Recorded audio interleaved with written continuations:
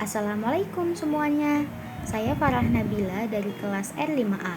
Di video ini, saya akan membuat media pembelajaran interaktif untuk memenuhi tugas mata kuliah Teknologi Informasi dalam BK. Selamat menonton. Tema yang akan saya bahas yaitu tentang self-esteem. Untuk lebih jelasnya, tonton videonya sampai habis ya. Apa itu self-esteem? Self-esteem adalah cara seseorang dalam memandang, menghargai, dan mencintai diri sendiri. Istilah yang juga disebut dengan harga diri ini juga bisa menjadi bagian dari kesuksesan seseorang, terutama jika ia dapat mengelolanya dengan baik. Orang yang memiliki self-esteem terlalu rendah akan sulit menerima diri apa adanya dan kurang merasa percaya diri.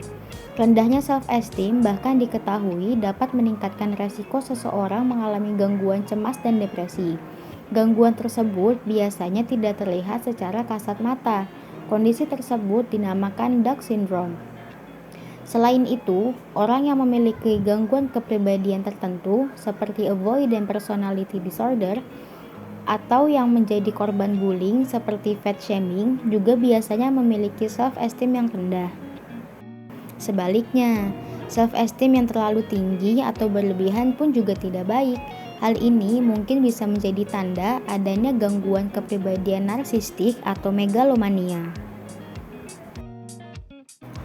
Ini dia beberapa ciri-ciri self-esteem yang rendah. Yang pertama, tidak percaya diri. Ketidakpercayaan diri sangat terkait dengan rendahnya self-esteem. Begitu pula sebaliknya, orang yang percaya diri akan yakin bahwa dirinya bisa mengatasi situasi tertentu. Bentuk kepercayaan pada diri sendiri juga membuktikan bahwa kamu merasa nyaman dalam mengambil keputusan dalam hidup. Perannya sangatlah krusial dalam hidup kamu. Untuk mengatasi rasa tidak percaya diri ini, bisa dengan mencoba belajar hal baru. Ketika menjadi pakar akan suatu hal, secara alami akan muncul rasa percaya diri. Yang kedua, tidak punya kendali. Ciri-ciri rendah diri lainnya adalah tidak punya kendali terhadap hidupnya sendiri. Mereka merasa tidak kuasa membuat perubahan baik untuk dirinya maupun di sekitarnya. Ketika menghadapi masalah tersebut, rasanya tidak ada solusi yang masuk akal sebab kendali bukan berada di tangan mereka. Menurut sebuah studi, ketika seseorang merasa hanya punya sedikit kendali, self-esteem yang tinggi bisa menghalau dampak negatifnya, terutama yang berkaitan dengan kesehatan mental. Jadi, ketika merasa segala hal terjadi di luar kendali, coba cari cara untuk meningkatkan self-esteem. Dengan demikian, akan besar pengaruhnya pada kemampuan memegang kendali. Yang ketiga, membandingkan dengan orang lain. Dalam kehidupan sosial, membandingkan diri sendiri dengan orang lain justru bisa menghancurkan self-esteem. Bukannya menjadi wadah untuk introspeksi dan memotivasi agar bisa jadi versi terbaik untuk diri sendiri, yang terjadi justru sebaliknya.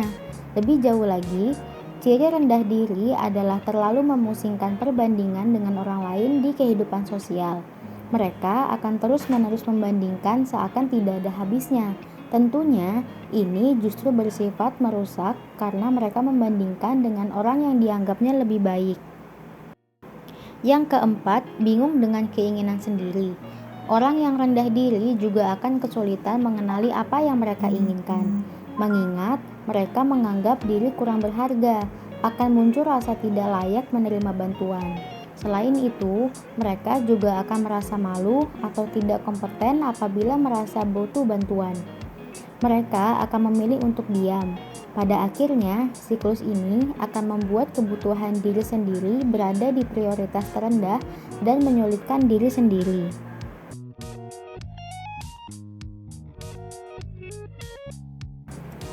Selanjutnya, yaitu meragukan diri sendiri.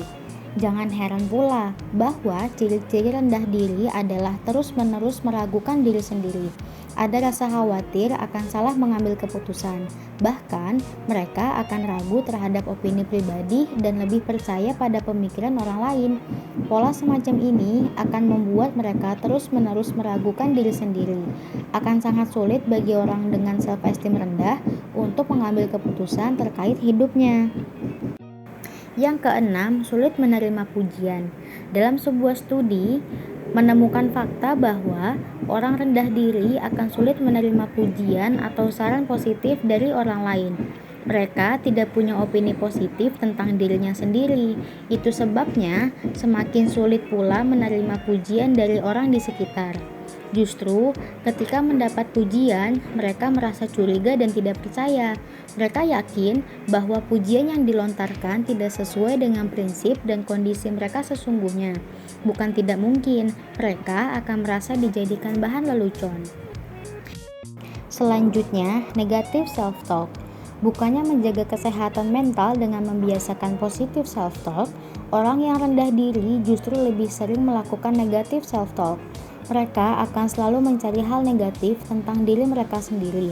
Bahkan ketika situasi tidak berjalan sesuai harapan, dengan mudahnya mereka akan menyalahkan diri sendiri. Akan selalu ada hal yang dianggapnya salah, mulai dari penampilan, perilaku, hingga kemampuan. Selanjutnya yaitu pesimis akan masa depan.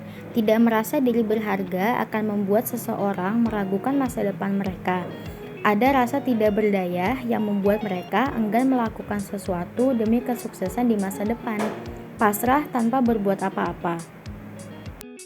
Jangan heran apabila tidak segan melakukan self-sabotage sebagai bentuk takut akan kesuksesan, mereka akan mencari halangan agar ada alasan dalam mencapai kesuksesan.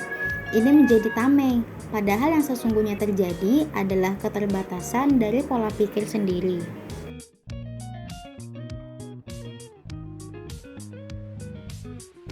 Selanjutnya ada faktor yang mempengaruhi self-esteem.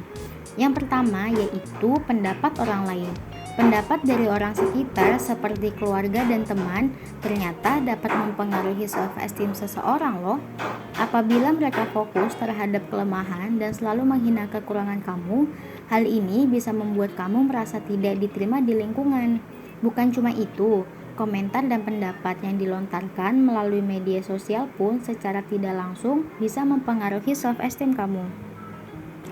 Nah, ini adalah beberapa cara untuk meningkatkan self-esteem. Jika kamu merasa memiliki self-esteem yang rendah, coba untuk menerima fakta bahwa tidak ada manusia yang sempurna. Daripada sering menyalahkan diri sendiri, kamu bisa mencoba meningkatkan self-esteem dengan beberapa cara ini. Yang pertama, kenali dan fokus pada bakat yang kamu miliki, sehingga kamu pun akan merasa memiliki nilai positif. Yang kedua, jalin komunikasi dan bangun hubungan dengan orang-orang yang bisa menerima kamu apa adanya dan membawa pengaruh positif. Hentikan kebiasaan menyalahkan diri sendiri dan usahakan untuk selalu berpikir positif. Hargai pendapat orang lain dan terima dengan lapang dada, serta anggap bahwa kritik tersebut bertujuan untuk membangun diri kamu. Kembangkan kemampuan untuk meningkatkan self-esteem kamu. Self-esteem setiap orang cenderung berubah-ubah dari waktu ke waktu. Berbagai aspek dalam kehidupan sehari-hari, seperti hubungan interpersonal dengan orang lain dan pengalaman hidup, akan menentukan bagaimana cara kamu memandang diri kamu sendiri. Bukan hanya itu, self-esteem pun bisa berubah. Ada kalanya kamu merasa kurang percaya diri, tetapi ada kalanya juga kamu bisa bangkit dan bersemangat sehingga self-esteem kamu bisa meningkat. Ketika menghargai diri sendiri dan memiliki self-esteem yang baik, kamu akan merasa nyaman dan berharga. Kamu juga bisa mendapatkan respon yang positif dari lingkungan sekitar dan dapat belajar menerima masukan dari orang lain. Seperti yang dikatakan oleh Lucille Ball, love yourself first and everything else falls into line. You really have to love yourself to get anything done in this world. Cintai diri sendiri terlebih dahulu dan yang lainnya akan sesuai. Kamu benar-benar harus mencintai diri kamu sendiri untuk menyelesaikan apapun di dunia ini.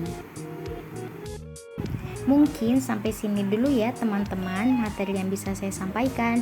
Terima kasih sudah menonton video ini sampai habis. Saya harap video ini bisa bermanfaat untuk kalian semua. Terima kasih. Assalamualaikum.